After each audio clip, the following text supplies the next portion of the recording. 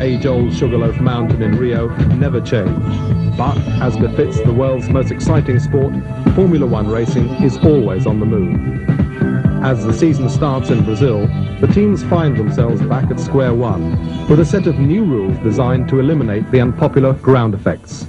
This is a problem for drivers like defending world champion Keke Rosberg of Williams, McLaren's John Watson, and the reflective Patrick Tambay of Ferrari, as they consider Jean-Marie Valeste's new regulations. After 5 inactive months, Riccardo Patrese and Nelson Piquet are keen to get to the core of the problem, just like Derek Warwick. The problem is, how competitive will I be now that my Formula One car has less than half of its former downforce? Ferrari are in Rio with a flat-bottom version of their 1982 design, as are Williams, while Renault are also looking at problems by building an interim. Among these select teams which dominated the status quo the previous season, only Brabham have managed to race-ready their stunning new BMW-powered turbo cars for the first race. Even so, the first pole position of the new season falls to the old champion, and it's Rosberg first away.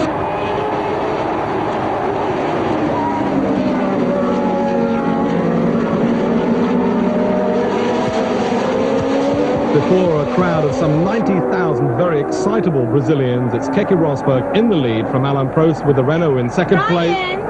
Not now, dear, thank you. As I said, it's Rosberg in the lead. Prost in second place, Piquet in third.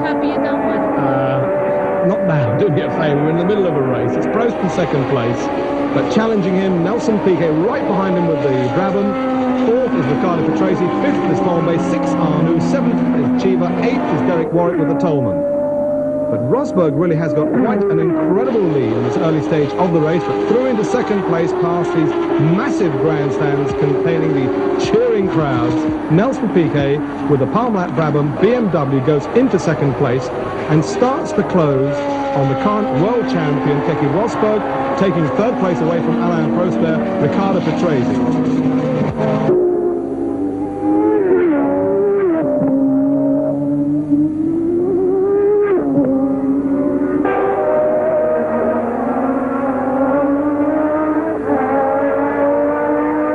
Piquet comes alongside current leader Rosberg and takes the lead in front of his home crowd there, and they justifiably go absolutely wild.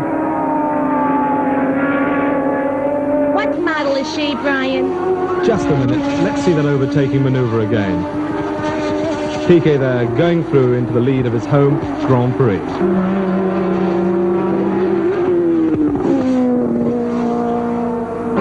And Keke Rosberg's second place now being challenged by Riccardo Patrese with the second Brabham BMW. And look at the way John Watson takes fourth place off Patrick Tambay's Ferrari. Into the pits to retire, Riccardo Patrese from third place. Tambay's Ferrari turbo under a lot of pressure there from Niki Lauda's normally aspirated McLaren. Temperatures here at Rio in excess of 110 degrees Fahrenheit, incredible humidity. Now challenging Alain Prost for his third place is John Watson.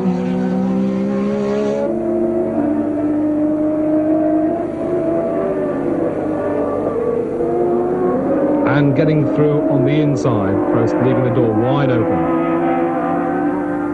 Just before half distance, Rosberg comes into the pits to take on fuel and tyres, of course, and there's a fire! There is a fire! Rosberg has got to get out of that car very quickly indeed. The extinguishers are on it, the mechanics on it, and the fire marshals, but Rosberg getting away from the Williams very quickly indeed. We see it again from another camera angle, and you can see the vapour has caught alight, and Rosberg, for a second, engulfed in flames.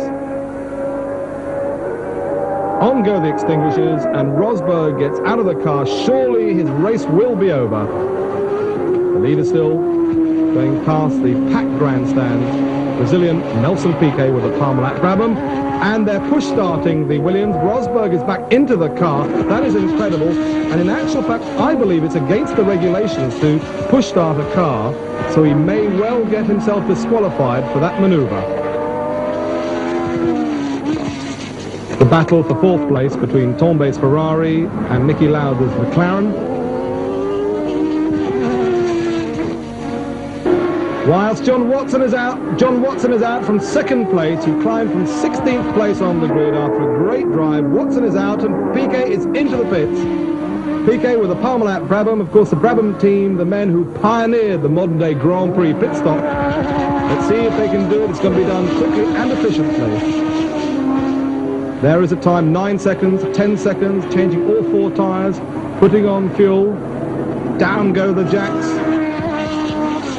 and out goes Nelson Piquet, still in the lead of the Brazilian Grand Prix. Piquet extending his lead. And thereafter, 40 laps of the 63 laps, Piquet, Prost, Lauda, Tombé, Rosberg, and Warwick. Through into second place goes Niki Lauda, past Alain Prost's Renault. And Prost loses out again after Rosberg passes him. Incredible drive after that near disastrous pit stop. Whilst Lafitte and Sura challenge for Prost, now fairly lowly, 5th place. Through goes Lafitte and Sura challenging there on the inside. And now Rosberg coming up to second place, taking Niki Lauda.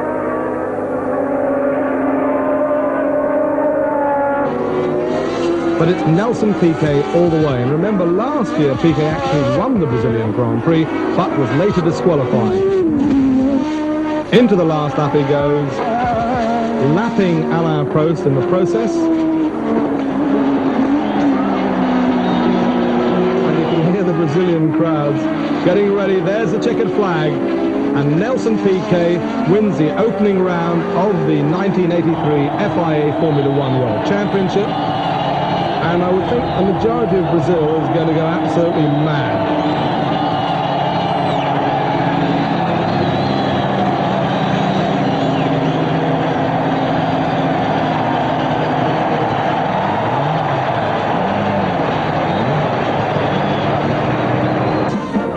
Speaking of things Brazilian, Brian, your coffee is now cold.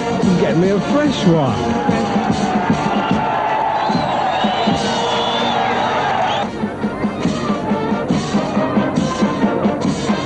See how fresh Nelson looks on the rostrum? In this same place a year ago, he collapsed from the physical effort of winning in a ground effects car. This is a relatively simple victory, and once again Piquet and Brabham take the early series lead. Also, as in 1982, Rosberg's second place points are temporary. He would indeed be disqualified for that push start. Downtown Long Beach, California. The first street race of the season, and a chance for Rosberg to prove his theory that normally aspirated engines can still win races if fitted to flat-bottom cars. A retired world champion agrees. Alan Jones has sailed in from Australia. And he's double parked his boat right in Long Beach Harbor.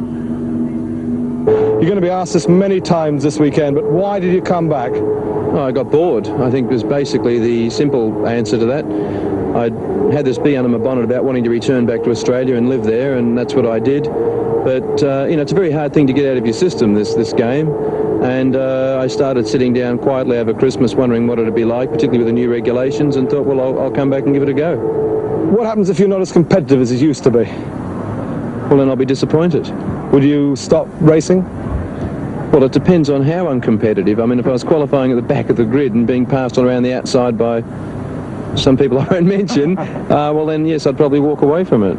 Renault now have an all-new car, but pole position goes to Tambay, much to the delight of at least one American admirer. Do you fancy any of the drivers yourselves? Which one? Patrick Tambay. Yes. What about you? I don't have anyone special. What about you? They always ask this one. I love them all. I think, God, they've got so much guts. They're all I don't see how they can do it. I love them. Be a bit busy if you loved them all, though, wouldn't you? Yep, that's nice. I should be so lucky. Lurking on the second row of the grid is Keke Rosberg's Williams, out to prove a point. And Rosberg smashes Arnoux Ferrari out of the way. Down into the first very tight right hand, it's Tambay leading. Rosberg second, Lafitte third, Arnoux fourth, Alboreto fifth, Sullivan well up there in sixth place. Alan Jones is halfway down the field. They all negotiate without a problem. And Rosberg tries to take the lead from Tambay and spins.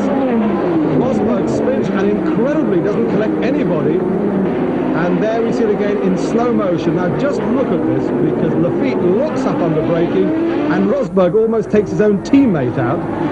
So it's Tambay leading, Lafitte second, Rosberg third, Alboreto fourth, Arnoux fifth, sixth is Sullivan, seventh Patrese, eighth Prost, ninth Cheever, and Winkelhock's ATS has hit the wall, he's out of the race.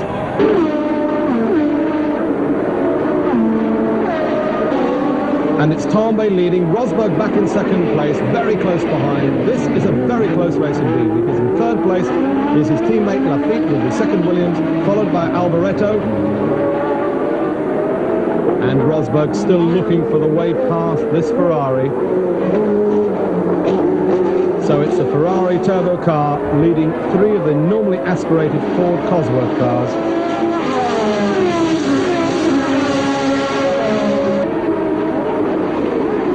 Down in fifth place, Patrese is trying to take that placing away from René Arnoux with the second Ferrari, number 28.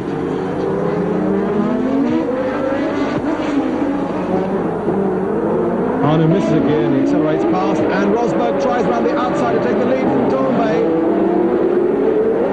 And Rosberg is trying everything he knows, and probably a few that he doesn't even know, but look right behind him now.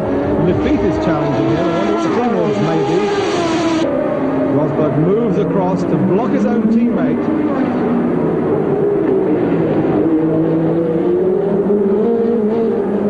And still this incredible battle for the lead. Tambay, Rosberg, Lafitte, Alboreto, now the Ligier of Jarier in fifth place, Patrese's in sixth place. The Ferrari of Arnoux has gone into the pits with tyre problems. Trying to get into fourth place, there goes Jarier and knocks Alboreto off. So up into fourth place now goes Patrese. And that will surely have done some damage to those cars. There is Arnoux in the pits. Problems with his Goodyear tyres. And Alboreto is also in the pits. He'll be out of the race. The lead battle continues, and Rosberg now challenging for that lead. Oh, braking impossibly late. And he hits Tambay's Ferrari. Tambay's Ferrari goes in there, spins. He'll be out the race. But look at that, Rosberg is away, but he's side by side with Jarier, and he's hit Jarier! Oh, that is incredible! So finally, Rosberg's race is run. Into the lead goes his teammate Lafitte. Second place is still Jarier. Third place will now be Riccardo Patrese.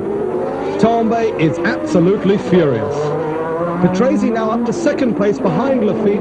Jarier's car has stopped out on Shoreline Drive. Lauda in third place, John Watson is now in fourth place, and that really is quite amazing considering they both started from 22nd and 23rd places respectively. Watson taking Lauda, Watson now up into third place. Patrese's been up the escape road trying to take the lead from Jacques Lafitte. Lafitte still leads, Watson closing in second place, Niki Lauda in third place. Without a doubt, a race of ever-changing fortunes. And there is first, second and third, very close together indeed. Watson looking to the inside.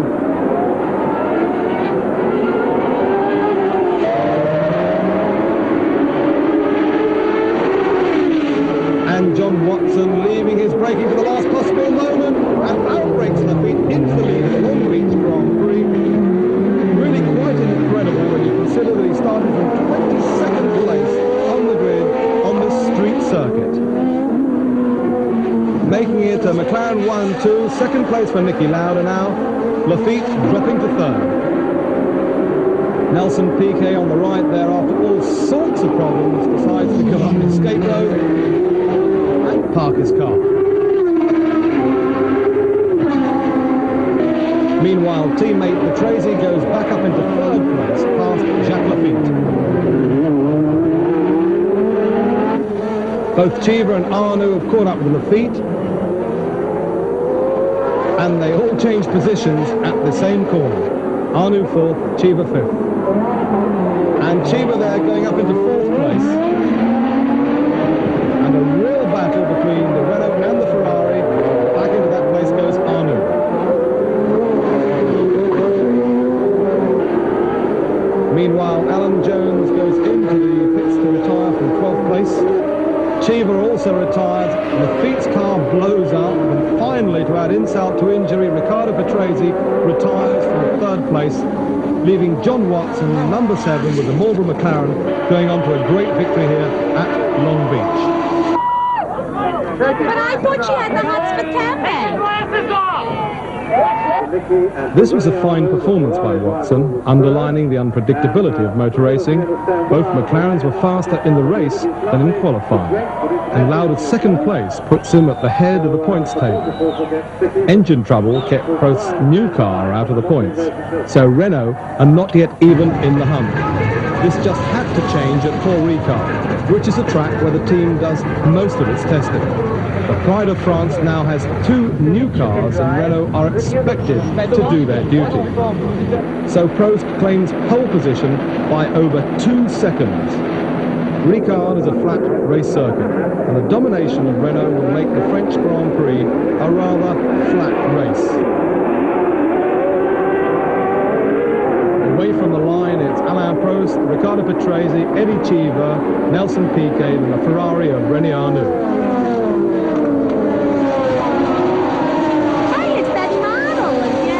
She's not a model. What is she? Look, I'll tell you later. It's Prost still leading. Up into second place, it's still Patrese, Cheever third, Piquet fourth, Arnoux fifth, Tambay sixth, D'Angelis seventh, Warwick eighth. It's Prost still leading.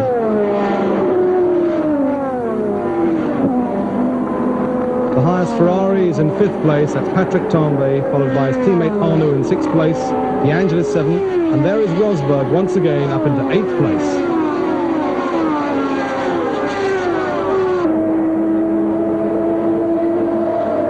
Coming through to take 2nd place, Eddie Cheever, so it's Renault 1st and 2nd.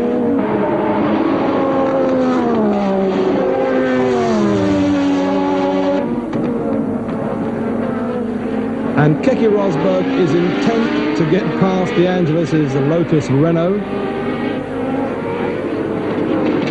and does so, takes him into the corner.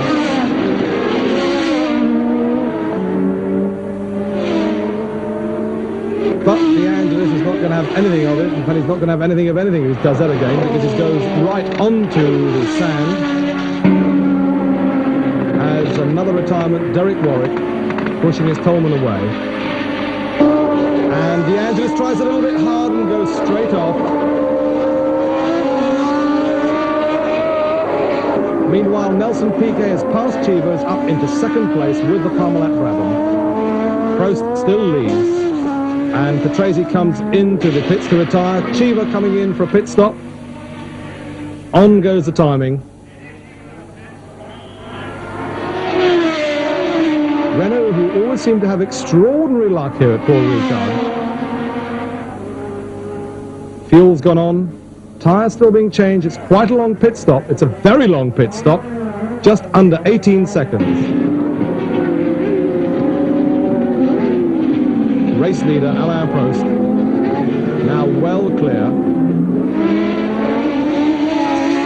And coming into the pits. Now the race itself can be won or lost with these pit stops.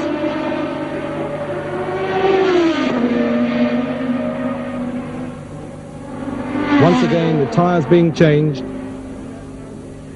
Fuel on. And they've got a problem with the right back wheel. This is a long fuel stop, a long pit stop. This could lose both the lead and the race for the French Grand Prix away in over 24 seconds. And Maribaldi goes over and slams into the Armco barrier very hard indeed. He's unhurt, but most definitely out of the race. New race leader Nelson Piquet comes in. Will this be a fast fuel stop?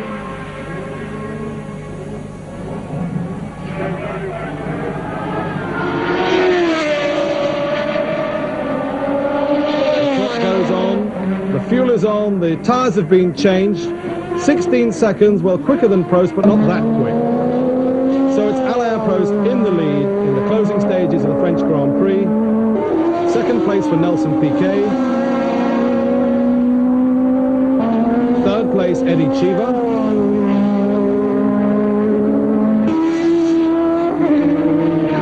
Heading towards the checkered flag there, the race leader. So Renault opening their score sheet here at Paul Ricard.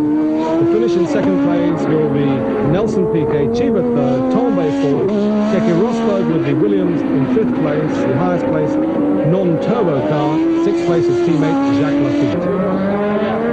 Whilst Alain Prost is obviously delighted to win his own home French Grand Prix, we spoke to Renault's sports director, Gérard Larousse. Why do Renault always win in Paul Ricard? Why do they always... Nothing breaks, everything goes 100% for you?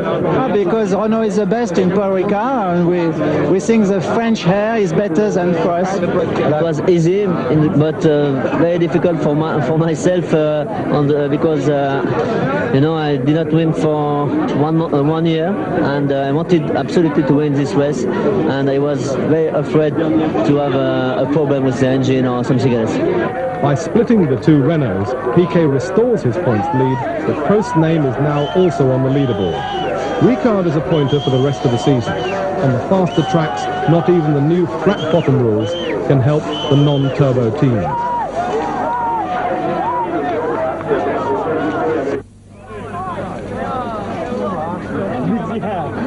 Ancient battlements in Imola, the Italian town where the tiny state of San Marino holds its Grand Prix.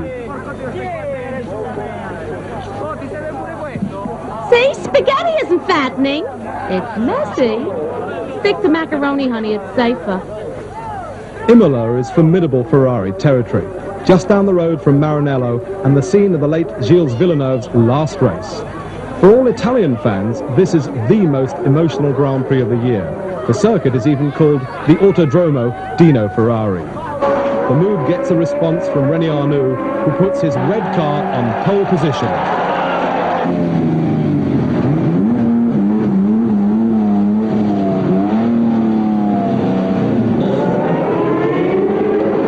Series leader Piquet splits Arnoux from Tambay.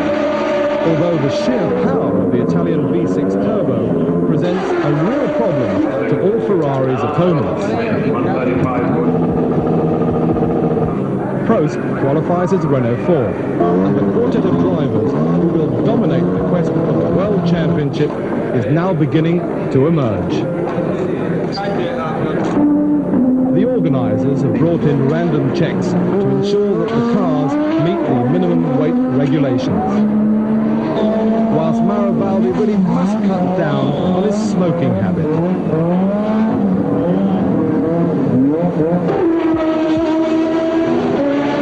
Wait a minute, I know you said no skirts, but those aren't flat bottoms.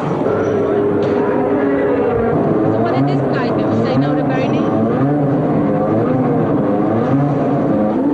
So Ferrari's first and third on the grid, and away they go, and Piquet stuck on the line, and the car's going to get which way?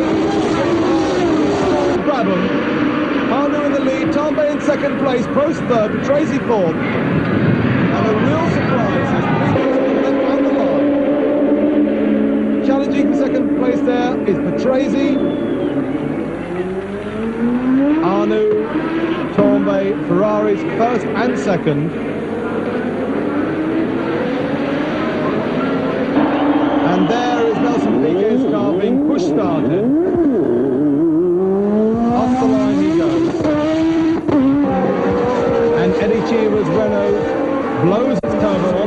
lap. Piquet closing in already on the tail enders. And Guerrero's car goes off in a big way, having tangled with Danny Sullivan's Benetton Tyrrell.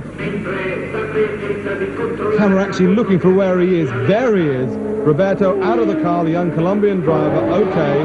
But it's Arnoux leading for Patrese now in second place.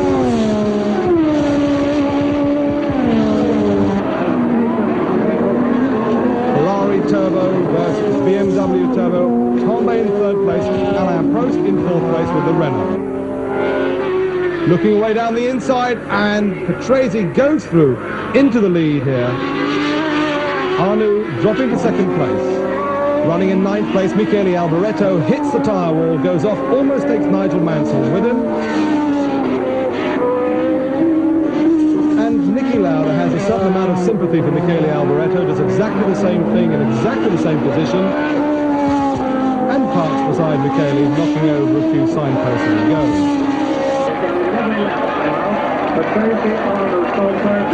On lap 20 of the 60-lap race, René Arnoux comes in from second place, Ferrari number 28. Riccardo Patrese with the Parmalat Brabham number 6, of course, still leading.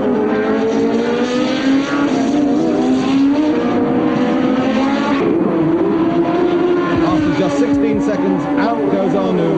He drops to fifth place. From his third place, in comes Alain Prost with the Renault.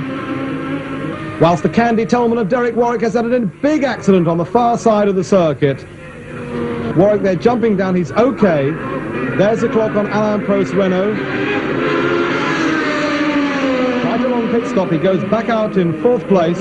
Whilst the fastest, normally aspirated car, world champion, goes out, and off goes Elio De Angelis, just missing Derek Warwick's stricken car there. De Angelis almost collecting that Candy Tolman. Patrese though still leads, in comes Patrick Tombe. Now Tombe was lying in second place.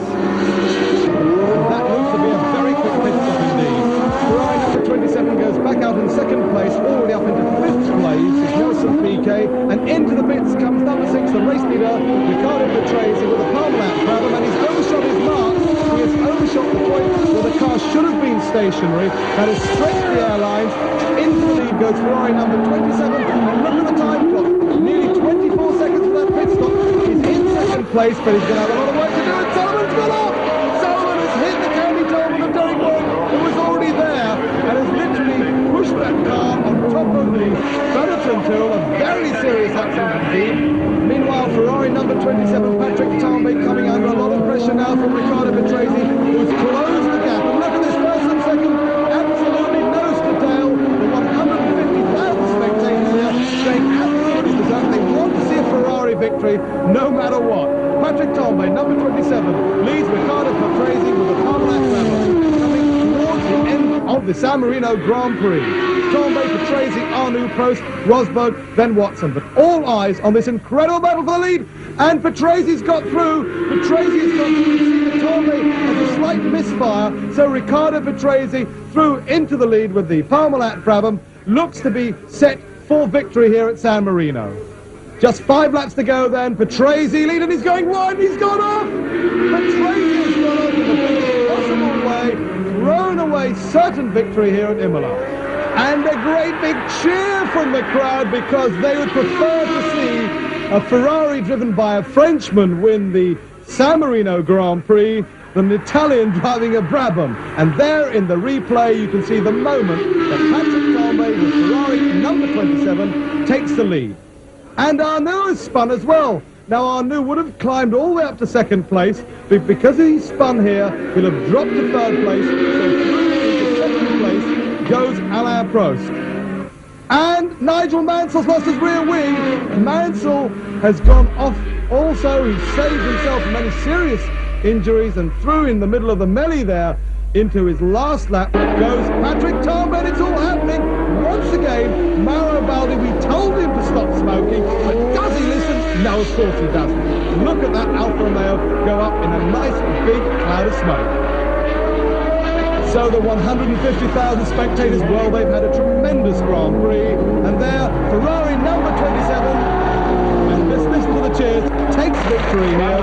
Prost finishes second, but Patrick Tambay, who stopped on the far side of the circuit, just listen to the background. He's run out of petrol, but I suggest to him that if he wants to be really safe, he gets away from the Ferrari Tifosi. And whilst probably £1 million worth of Formula One records is slipped away from the circuit, there the police helping Patrick Tambay to the victory rostrum. By winning in Italy in Ferrari number 27, the race number of their beloved Villeneuve, Tambay has secured himself a place in the hearts of all Italian fans.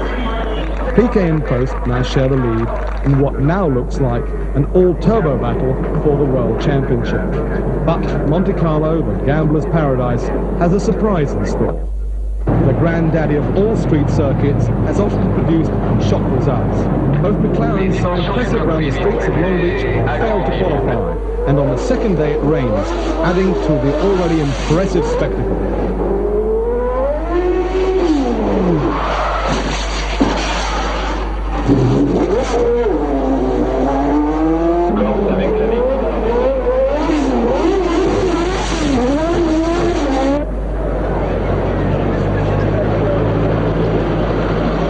Everyone loves a crowd,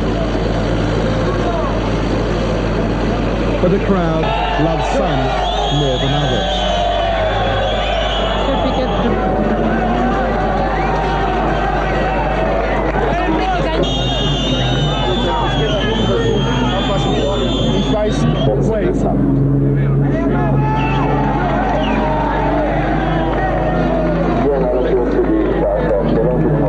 Well, she had to be here, right? It's damp on race day 2, and on go the groove tyres on all cars, save Rosberg. Keke sees a break in the clouds and takes a gamble on the slicks, and he charges right from the start. All 20 cars get away towards Saint-Devote. Rosberg in second place, right behind Alain Prost. Up the hill, Prost, Rosberg, Chiva. Then comes Tambay, De Cesaris, Arnoux and Lafitte, and Rosberg has taken the lead and pulled away. Prost in second place, Chiva third, Arnoux in fourth place, looking for a way past Chiva. Tambay fifth, Lafitte sixth, De Cesaris seventh. And just look at Rosberg go on a drying track where the choice of tyres was most certainly a slick decision. Piquet in for a tyre change, onto slick tyres he goes. Out goes the Parmalat Brabham. Piquet drops to 14th place, and third place man Arnoux slows, Chiva goes past, the rim comes off the number 28 Ferrari, a certain retirement for that car. So just one Ferrari left in contention for World Championship points, that of Patrick Tambay.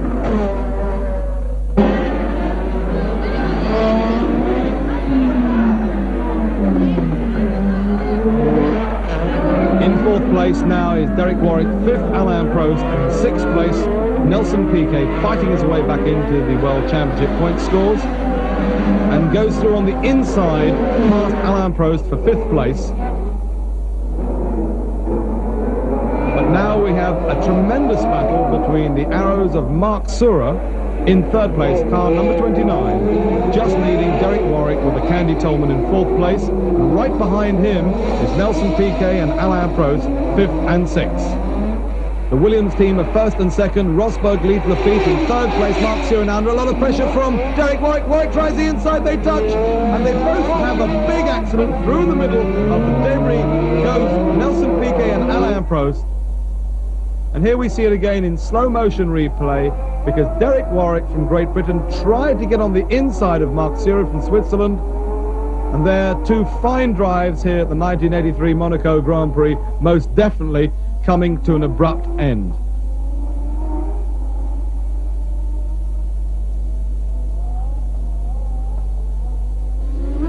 And Jacques Lafitte from second place is going into the pits very slowly indeed. Yes, arms waving from the cockpit, he's out of the race, but there's no stopping Keke Rosberg. The flying Finn doing just that out of the casino square. Nelson Piquet up into second place with the Parmalat Brabham. Prost with the Renault in third place.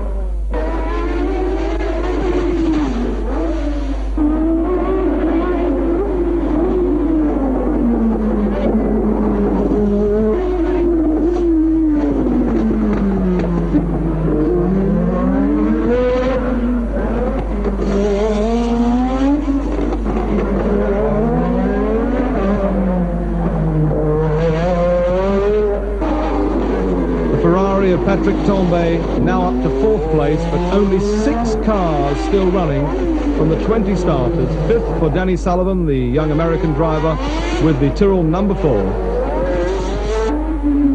And through to victory here comes Keke Rosberg for the Williams team. The Union Jacks go out, and Keke Rosberg wins the Monaco Grand Prix.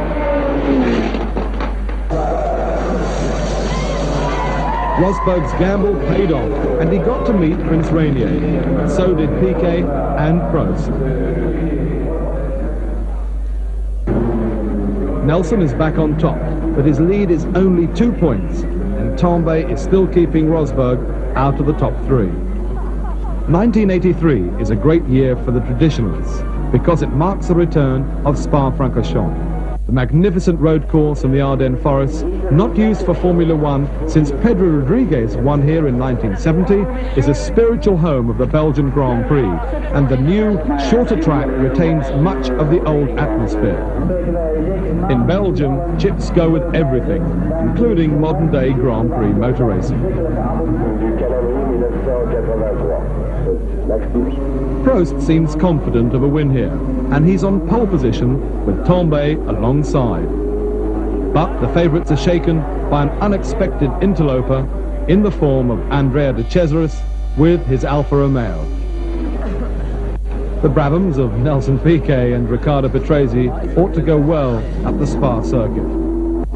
One thing that this area is renowned for is its changeable weather pattern, and in the final practice session we had some very wet weather indeed. But of course, if it rains for the race day, that could prove very beneficial to the non-turbo teams.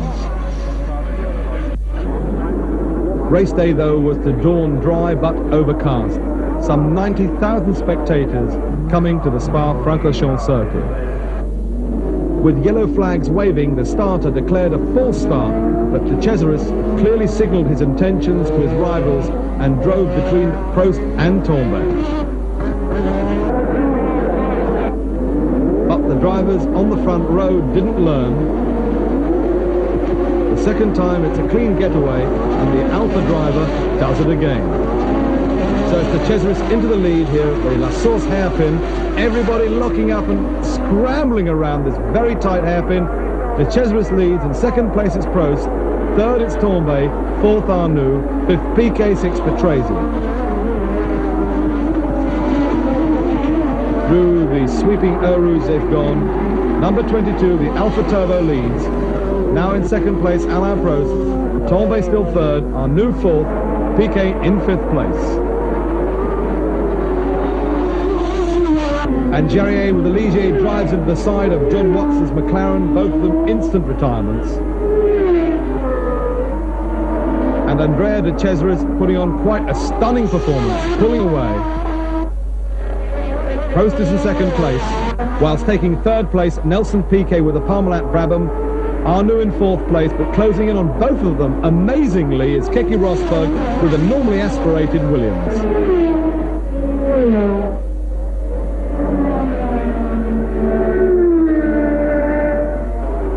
Coming into Eau Rouge once again, and just watch, Keke Rosberg in fifth place is absolutely on the limit.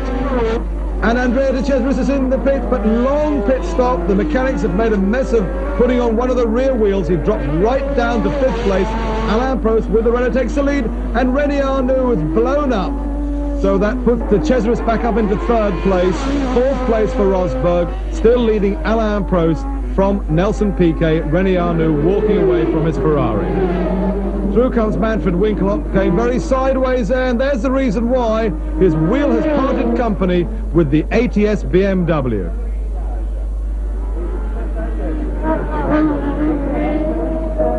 Slamming through the catch fencing into the Armco barrier. and Winkelhock being helped out of the car, completely unhurt. Such is the strength of the modern-day Formula One Grand Prix car. And De Cesare is coming through, slowing down.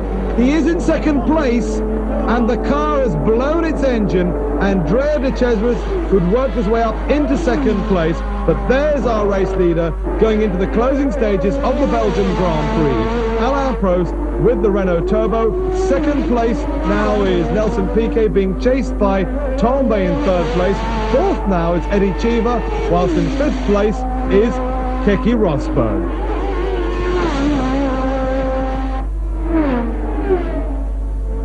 With Alain Prost heading towards victory, all change at the lower end of the field because Bruno Giacomelli has spun out at one of the chicanes, gets going again. No harm done, it would seem. And into second place has gone Patrick Tambay. Piquet is slowing dramatically. There is Piquet in third place, about to be taken by Eddie Cheever's Renault. Through comes Cheever into the top three placings. Piquet fourth. In fifth place will be Keke Rosberg, but through to win the Belgian Grand Prix goes Alain Prost with the Renault. Yes, it's fantastic for me to win this race because it's 9 points for the championship, and it's very good because the track is fantastic, and it's very good for a driver to win on this kind of track. Deep satisfaction for Prost, taking the series lead on a circuit relished by him and his rivals. Spa-Francorchamps was a very different track from the next one on the calendar. Now the scene moves back across the Atlantic to Detroit. Beneath the tower blocks lies the slowest and tightest circuit on the Grand Prix calendar.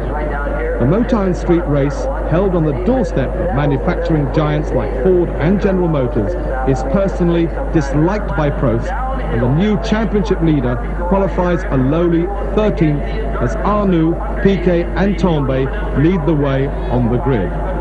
For Keke Rosberg, who'd driven so bravely at Spa, for so little reward, this might be a chance to give the Cosworth engine a final fling.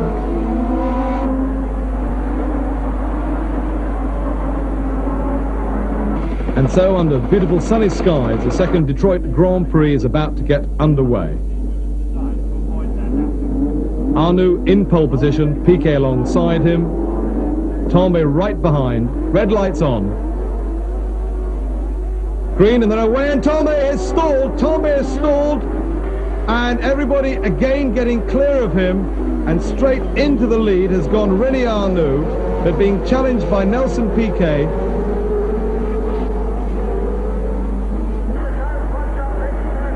And it's Piquet in the lead. Piquet has taken the lead.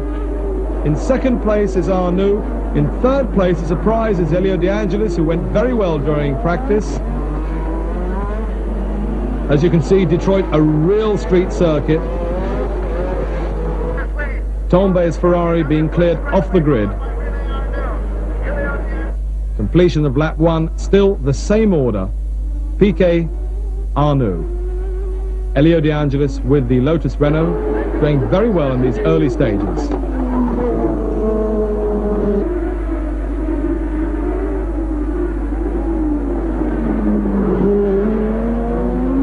Round the circuit of 2.56 miles in downtown Detroit, a battle for the lead between Nelson Piquet with his Parmalat Brabham BMW and René Arnoux, number 28, and Eddie Cheever, the American driver, out in the second Renault. Arnoux challenging for the lead down the inside, tried to outbrake Nelson Piquet. Piquet just holds on to the lead. A real Brabham versus Ferrari duel here in Detroit, and Arnoux looks to the inside and goes cleanly past Nelson Piquet.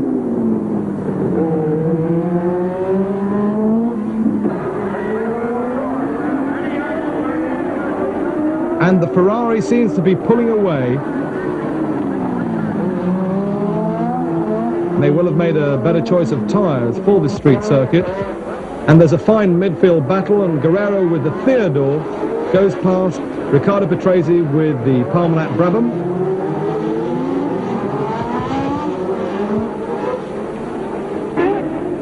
Meanwhile, race leader René Arnoux pulling away.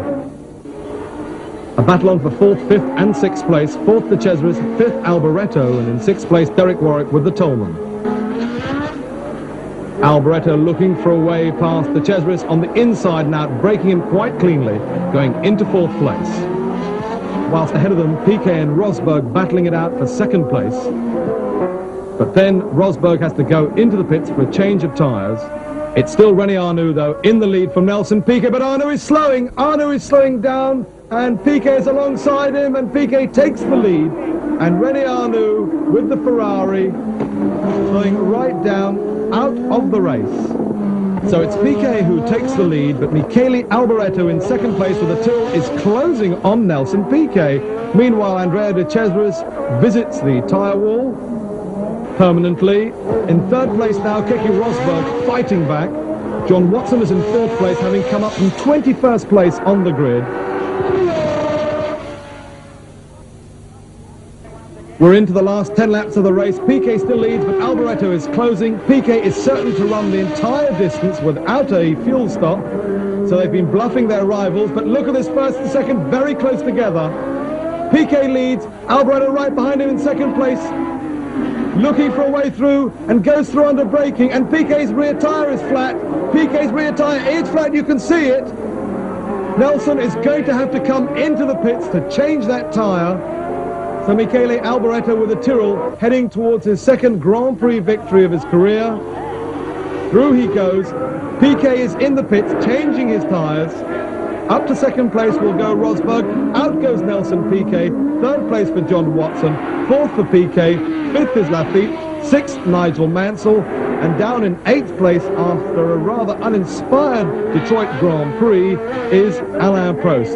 But there is a checkered flag for the winner of the Detroit Grand Prix, Michele Alboreto with a Benetton Tyrrell.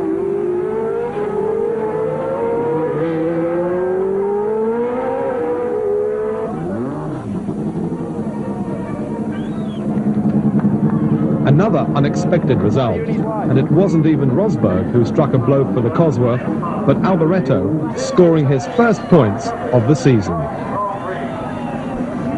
Ferrari get nothing from Motown, and Piquet is the only top contender to score, closing the gap to Prost just a little.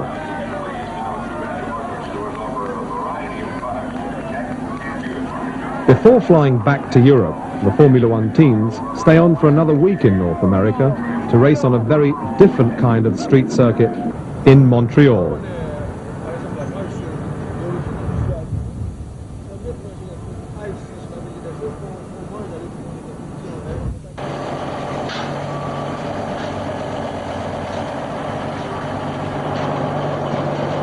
This is a complex exercise in logistics, for the teams must arrange to transport all their personnel, plus 44 racing cars, and no less than 120 tons of spares and equipment in a whole fleet of trucks across the border into Canada. And it looks like they've transported her, too. By now, it is being whispered that Arnoux has no future with Ferrari. But René's answer to that is to be fastest in both qualifying sessions. He's a one-man band. Prost, Piquet and Tambay line up behind him and acknowledge that the top trio has now become a quartet.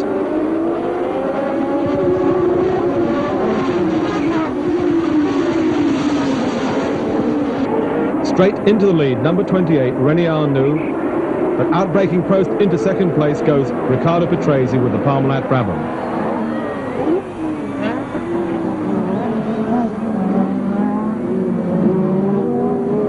Prost 3rd, Piquet 4th, Tambay 5th, Cheetah 6th, Cesris 7th, Giacomelli in 8th place.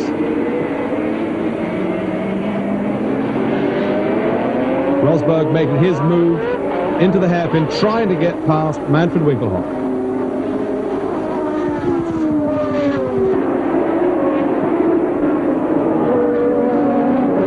The top 5 now pulling away from the rest of the field. And Piquet looks for a way past into 3rd place, tries to get through and does so, gets past Alain Prost. Meanwhile, Arnoux is pulling away in the lead. Patrese coming under pressure from his own teammate, Nelson Piquet.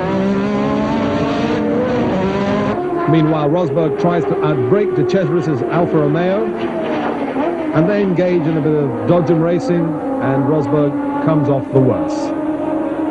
For Alain Prost, not a good race. He seems to have a down-on-power engine. He dropped the place to 5th, and Nelson Piquet is coming in. He seems to be waving his hands to Gordon Murray. Turns out that is a throttle cable broken. That's a sort of small thing that can lose you the World Championship. Meanwhile, René Arnoux carrying on in the lead. Teammate Patrick Tambay, number 27, up to 3rd place now. And Arnoux, the leader, into the pits. Riccardo Patrese with a Parmalat Brabham will now go into the lead. But now Patrese comes into the pits for his fuel stop. And René Arnoux resumes the lead.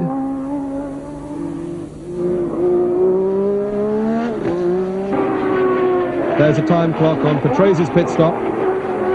Just over 11 seconds, a very quick pit stop indeed. He's back in 2nd place. Chiva moves up to 3rd place as Tambay comes in for his fuel stop. So can René Arnoux win for the first time in the 1983 Grand Prix season? And there's Patrese in 2nd place, Chiva 3rd, Tambay 4th. So a good battle going there. And Chiva looking for a way past Riccardo Patrese, who could be in some form of problems because he's slowed down.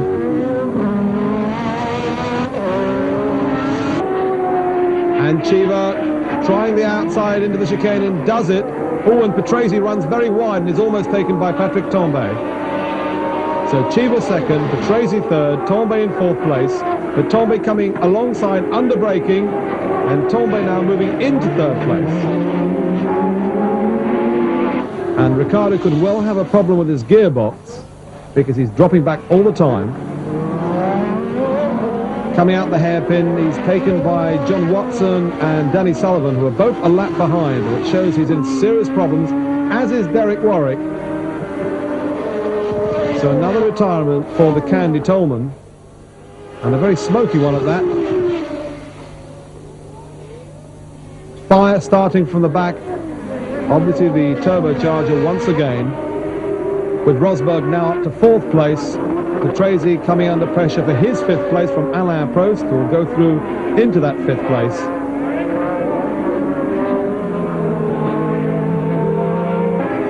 And Riccardo Patrese into the pits. So Patrese out of the race. Both of the Parmalat Brabhams then not in the points, but there's nothing to stop this man, René Arnoux, from winning his first Grand Prix of the 1983 season here in Montreal. Up towards the checkered flag he goes. Victory for Ferrari and René Arnoux.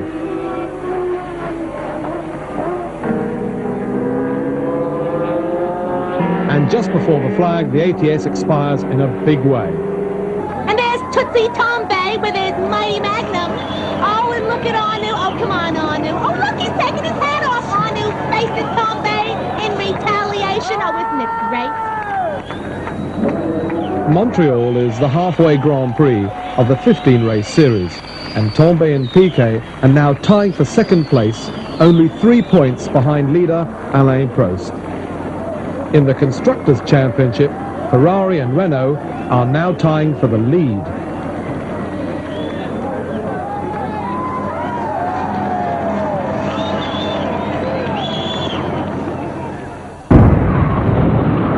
The end of the 5-week break of the season is heralded by the Red Arrows. That means the British Grand Prix at Silverstone, always a festive occasion.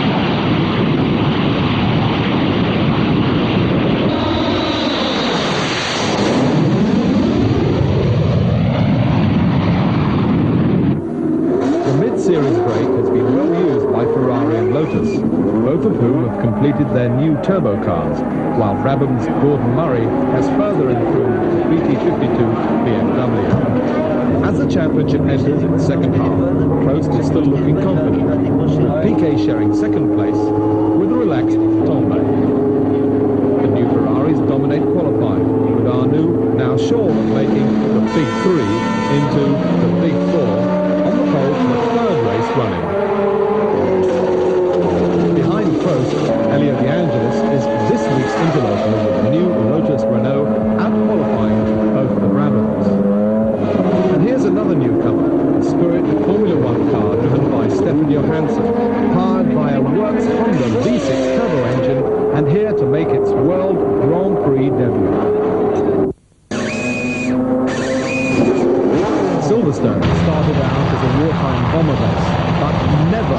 seen quite so many aircraft flying in during a single day. With an attendance of 120,000 people on a sweltering hot day, Silverstone was set to see a great race.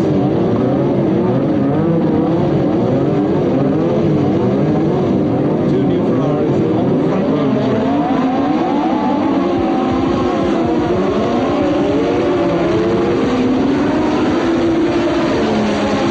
Into Cox Corner for the first time, side by side with Ferraris and Formule.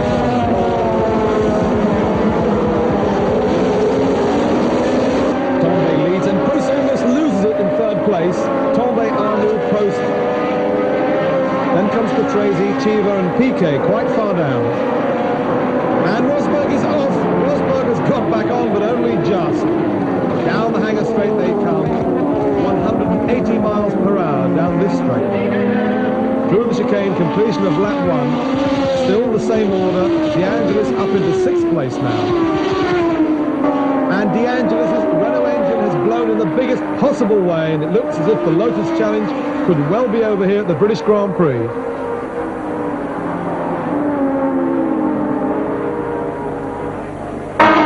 Still Tombe from René Arnoux. Prost closing in third place, Patrese still fourth, Piquet up to 5th, Chiva 6th. And there the end of the Grand Prix debut for the Spirit Honda. Was running incidentally as high as 10th place. The top 5 order still the same, Piquet closing on the leaders. And Patrese's car also blown the BMW engine. A challenge for second place by Alain Prost. Prost side by side through Cox Corner. Alain Prost goes into second place. Arnoux drops to third. Piquet right behind him in fourth. And this race could well be a tyre race. The Ferraris on Goodyears, the Renault and the Brabhams on Michelin tyres. And now Piquet challenging Arnoux. Can't quite get past him. And Tombe's lead under a lot of pressure now from the Renault of Prost. Coming down Hangar Straight into Stowe Corner.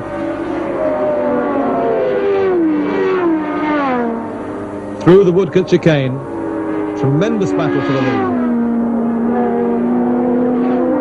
And the Renault goes through on the inside of Cox once again, as he did on Arnoux. So new race leader, Alain Prost with the Renault.